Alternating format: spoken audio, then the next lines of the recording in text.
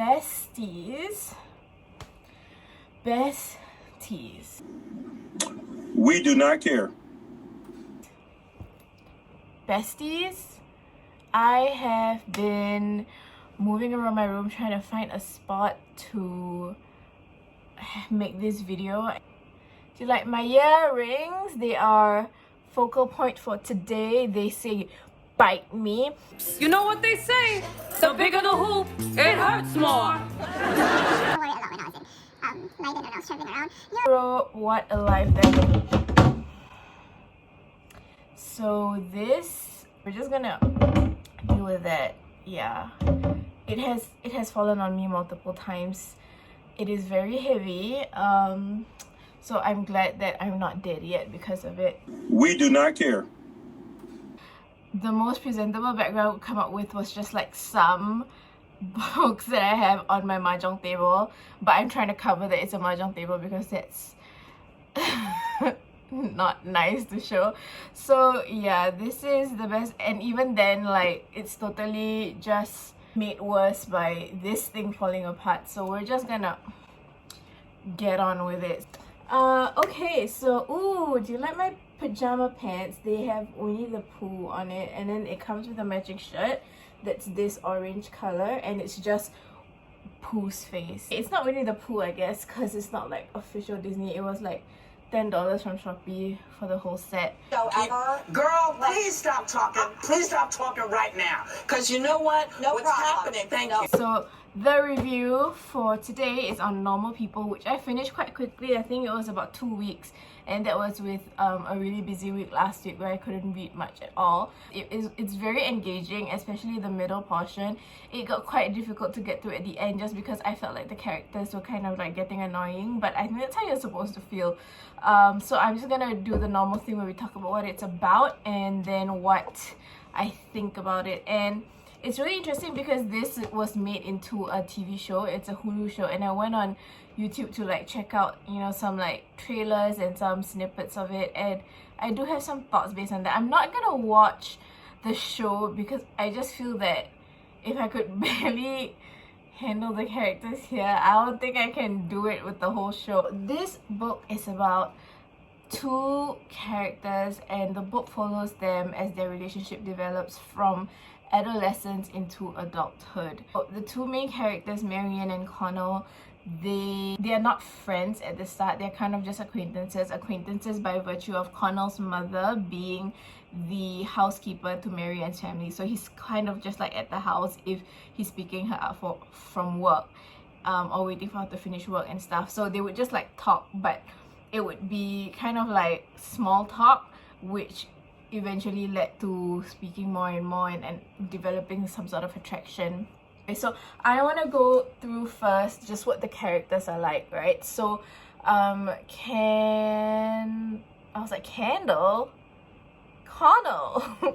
Connell and Marianne. Why? I was like Candace, Kendall. Bob, stay in school. Don't you ever be. No, he's like the popular guy, right? He is the it boy in school. He's like popular. He plays soccer. He's good looking. He's good at studying. His grades are good. Everybody loves him. And on the other hand, Marianne's kind of like the outcast. But while she's an outcast, I think she thinks she's misunderstood. I think that other people just think that she thinks she's better than them, but she thinks it's because she's misunderstood. She thinks that everybody else doesn't think school is oppressive. She's like, oh my god, my peers don't get it. My peers don't think us wearing uniforms and being told that we can't be late is oppressive. I'm the only one that thinks that, and I shouldn't be here. My life is somewhere else. In a way, that part of her is poetic. The fact that she thinks that her life is being lived somewhere else, I thought that was very poetic, and I think a lot of people do feel that way. But it was just like, I think the way that her character was written was like, she always felt that she was so different from everybody else, and then that kind of became a vicious cycle about how other people perceived her, because that may be how she expressed herself, as someone that was just not relatable to anybody else. We kind of understand from Connell's perspective why he kind of doesn't want anyone to know. But what was interesting, I think, was that from Marianne's perspective, she understood how other people saw her. She understood her her position on the totem pole, right? And she was just like, this means nothing, you wouldn't want anyone to know, and I'm not gonna tell anyone, so just like go live your life. And you could tell that she didn't actually feel that way, you know. She was like actively and purposefully trying to like say all these things so that she didn't catch feelings, was what I interpreted from what she said and how she was written. The writing was really good because the writing is in third person, so the narrator tells us how both Connell and Marianne are thinking from a third person's point of view. So kind of like removed, and you're kind of like all seeing as a reader, because you are reading what the narrator is saying, but at the same time you are so close to what the characters are feeling. They realize that their feelings for each other are really quite deep, and it goes beyond intimacy, you know. I think the first time that they slept with each other, it was a lot of like sexual tension, and even after that, when they keep thinking about each other, it's rooted in the sexual experience that they had with each other. But slowly, because they spend time with each other, they kind of really have this unexplainable attraction. The thing about the book is it's so good at explaining the attraction that they have for each other, but never why. It's just sort of telling us sometimes you are just connected to this person. There is no rhyme or reason why this person was the person that is so intensely connected to you, but this person is, and you can't do anything about it. That's basically the gist of the story. So the story follows them from when they were in school in their small town, and then they both go into a kind of big college in Dublin, right? But the roles are reversed, because Marianne, who was so weird and so out of this world with her thoughts and her hobbies and whatever, she is like the it girl at university, because that's how everyone is, right? Everybody's liberal, everybody is politically aware. Connell is on the other end. He is so used to just being loved by everyone that he grew up with, that now that he's in this situation where he doesn't know anyone and everyone's kind of like from bigger cities, from more well-to-do families, so he becomes very reserved and very afraid to express himself and show people who he is. So the roles are reversed. Connell becomes the one that doesn't really have friends, and Marianne is the sociable one. But during this time in college, they're not dating, they're dating other people, but there is this attraction between them. You just know the gravity of this attraction, or the gravity of the role that they each play in the other person's life. Later on, they go back to their town because like someone died, and Connell is with his girlfriend, who's not Marianne, right? But Marianne comes in, and like it's so obvious the change that happens. So she has this hold on him, and he doesn't know what it is. And the book just follows them throughout this journey from adolescence into adulthood, where they have to deal with growing up, finding themselves, being lost, dealing with the trauma that they had growing up that they didn't realize would affect their life in adulthood so much, which is very interesting. So for example, the trauma, Marianne's family does not have this normal affectionate relationship with each other. It's very cold, it's very aggressive, it is abusive at times, and this just causes her to feel like she shouldn't be loved, she can't be loved. So then she kind of always gravitates to trying to be hurt during sex in her relationship. She, outside of Connell, she just gravitates towards guys who would hurt her, and she wants it. She always tells Connell, but I asked for it, I wanted to be hurt, I liked how it felt. And that was the effects of the trauma that she felt growing up, because that was how she had been made to feel growing up, like she wasn't worth loving. Everything she did was kind of just like a nuisance and wrong. In just a few weeks' time, Marianne will live with different people and life will be different. But she herself will not be different. She'll be the same person, trapped inside her own body. There's nowhere she can go that would free her from this. A different place, different people, what does that matter? For Connell, it was also just his anxiety and his depression really was was at the forefront, especially in the later part of the book. It was after the death of his one of his friends from school. You know, it really just spiraled for him, and I think that is very relatable for young people. You know, you always feel like you're okay, and then there's this one watershed thing that happens. So with this book, there were so many lines that were just chef's kiss, so immaculate, so well written, that I would fold the pages at the bottom and like put a little star or a little underline at those lines and look at the number of folds there are. I know some people keep their books as like basically untouched because they take care of their books as that well, but I'm not one of those people. I like to feel like my books have served their purpose. Lately, he's consumed by a sense that he is in fact two separate people, and soon he will have to choose which person to be on a full-time basis and leave the other person behind.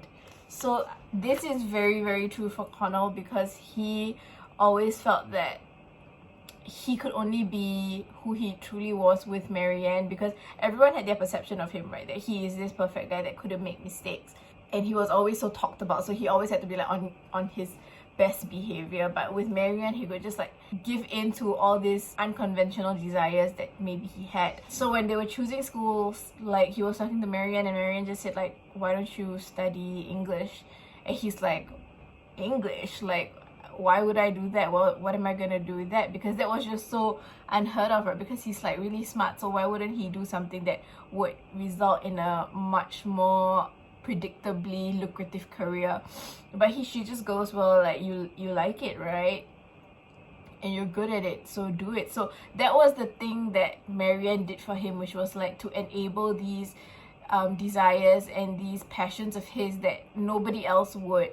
But it wasn't because everybody like turned their backs on this side of him, but he never let anybody else see this side of him that he let Marianne see, because he just felt that Marianne was this outcast that would accept it, that would embrace it.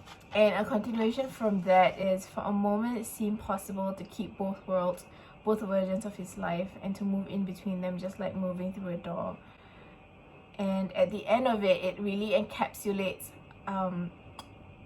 the role that Marianne plays in this conflict of his. This thought is so consoling that for a few seconds he avoids meeting Marianne's eyes, wanting to sustain the belief for just a little longer. He knows that when he looks at her, he won't be able to believe it anymore.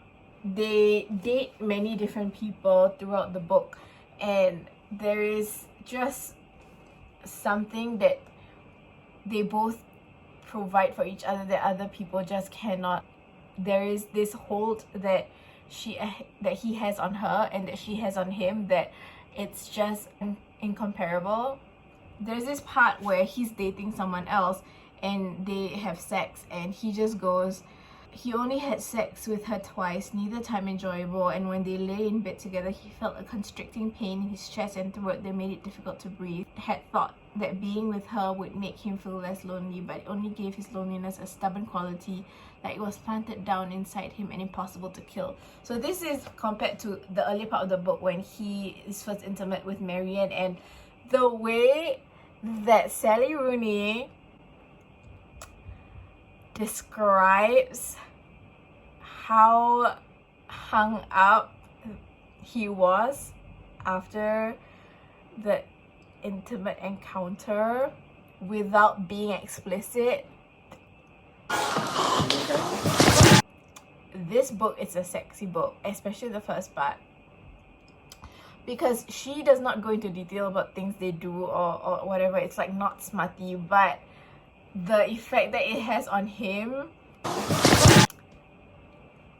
sexy. So compare that goodness with how he's feeling here, where like after sex with this girl, he honestly feels like physically in pain. Another thing about the hold that they have on each other, there is a reason why Marianne doesn't want to let herself fully embrace like a full-on committed relationship with Connell. It's because she always says that he has this power over her like he could ask her to do anything and she would do it, like, and he knows that she would do it. So she never wants this power dynamic between them that she already knows is there.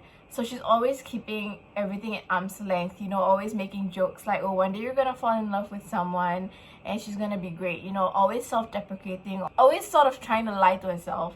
And I think that was very interesting because it really goes back to the theme of this unexplainable attraction that two people have for each other. And there is this one line that when I read, I was like, oh my god. Oh my lord. Oh! It's not even like a complicated line. It's kind of simple and it's been done before, but just when you read it and it's kind of in the middle of the book, you know, they've left their small town, they're both in this big city and they found each other again. And the context is really funny. The context was kind of like they were talking about dick pics and they weren't dating anymore. They were talking about dick pics and the morality of that. And she's like, so would you send me one? And he was like, no, like why would I be sending you one? And then she goes, if you sent one, I would honestly never delete it, so you probably shouldn't. He laughed then. No, I don't care whether you delete it, he said. She uncrossed her ankles. I mean, I'll take it to my grave, she said. Like, I would look at it probably every day until I die. He was really laughing then. Marianne, he said, I'm not a religious person, but I do sometimes think God made you for me. And I was like, oh my lord. Oh! Because it was just so, like, such a stark place to put such a kind of poetic line, because it's not like she was saying anything romantic or it was like a romantic setting or whatever. They were just discussing dick pics and she was just being really like frank, like the way Marianne is. It gets kind of exhausting because I feel like some of the things that happen to them, they do it to themselves. But I cannot get mad at that because that is just, I think, what the author is trying to tell you about growing up. You do things because you're lost. You do things that hurt you, that you know will hurt you, because you just want to feel alive. So I understand why the characters got annoying. So they do mature in the book. They find their way eventually, but the book doesn't end with them, like, it's not a happy ending or whatever. It's kind of left on a cliffhanger sort of, but I think it's an appropriate one because they are still young, you know. They met very young and then they're still relatively young by the time the book ends, and there's still so much to do. So I think that is also a good way to capture how someone can have such a significant place in your life and you could have gone through so much with them, but it could still just be a really brief part of your entire life because you haven't lived the rest of it yet.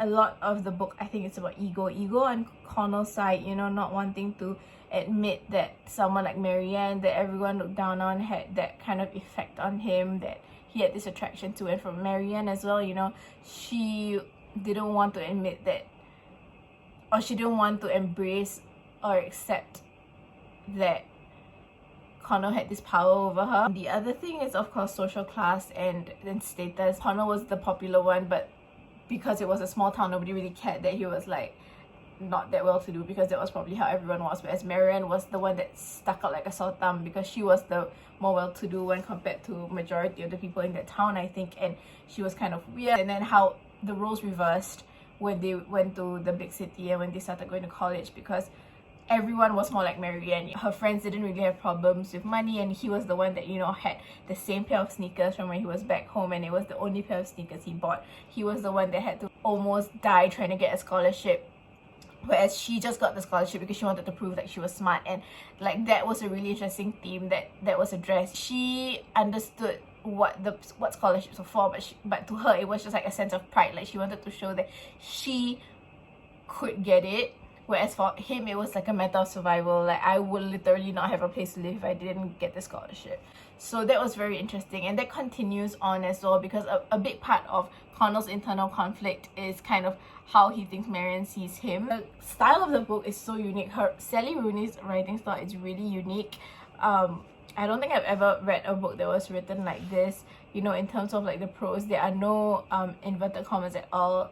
There's dialogue, but it is kind of just like written in prose, so it's kind of really continuous like that, and You read it as if they're thoughts. I don't know why, but that kind of makes a difference to me. So I think the most beautiful part of this book is it really dissects attraction. It dissects a very genuine, organic attraction that is so electrifying, that is so gripping to the two people involved, that somehow reveals the innocence of it, but the flaws, the insecurities, the vulnerabilities of the two people.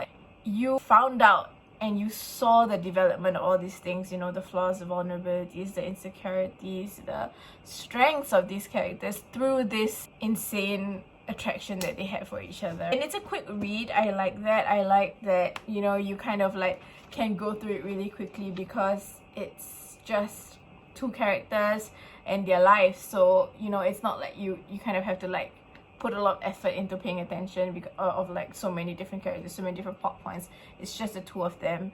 It's just their lives. It's just their internal conflicts, their internal monologues, and their development as people. Check out these super pretty flowers. Oh my gosh, these are made by my girl Shix at Puisi dan Bunga. So Bunga is flowers and Puisi is poetry. So they have weekly bundles, and with every bundle you get the bouquet, of course, and a poem that she wrote. So if you ever want to give someone something meaningful, something poetic, please check her out. So pretty.